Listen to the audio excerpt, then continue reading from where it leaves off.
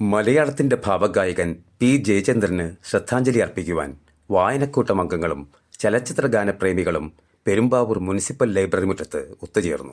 ശനിയാഴ്ച വൈകിട്ട് നടന്ന അനുരാഗ് ഗാനം പോലെ എന്ന പരിപാടിയിൽ ഗായിക രേണുക അരുൺ അനുസ്മരണ പ്രഭാഷണം നടത്തി. റെക്കോർഡഡ് ആയിട്ടുള്ള പാട്ടുകളുടെ അതേ പെർഫെക്ഷനോട് അല്ലെങ്കിൽ ഒരു 90% പെർഫെക്ഷനോടുകൂടി സ്റ്റേജിലും പാടാൻ പറ്റിയിരുന്ന ഒരു ഗായകനാണ്.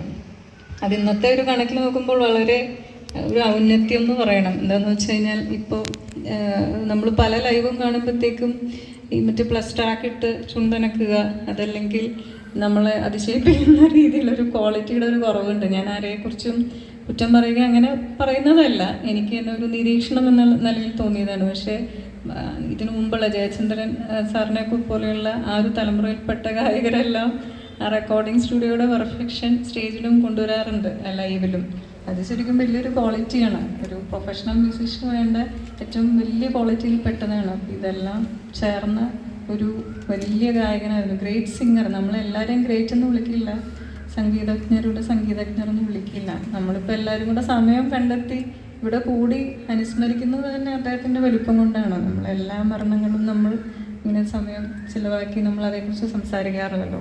നാദഗുണം, ശ്രുതിശുദ്ധി, ഉച്ചാരണശുദ്ധി, വോക്കൽ റേഞ്ച് ഇതെല്ലാം കൂടി ചേർന്ന ആലാപന മികവിൻ്റെ ഒപ്പം പാട്ടാവശ്യപ്പെടുന്ന വൈകാരിക തീവ്രതയും ഒട്ടും ചോരാതെ വിളക്കി ചേർക്കാൻ അദ്ദേഹത്തിന് കഴിഞ്ഞത് അന്തർജ്ഞാനവും കേൾവിജ്ഞാനവും പതിറ്റാണ്ടുകളിലെ അനുഭവ സമ്പത്തുമാണെന്ന് അനുസ്മരണ പ്രഭാഷണത്തിൽ രേണുക അരുൺ പറഞ്ഞു.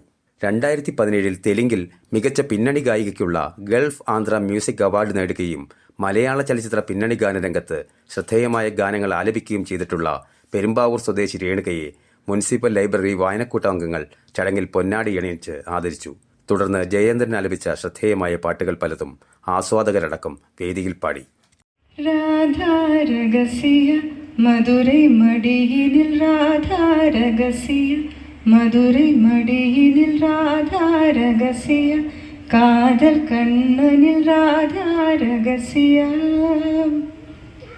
வாழ்கையே இதும் கடந்து வாழ வேண்டும் என்னிலே, உடல் உயிர் உன் மனம் அரசே, மனம் அடைந்து வாழ வேண்டும்.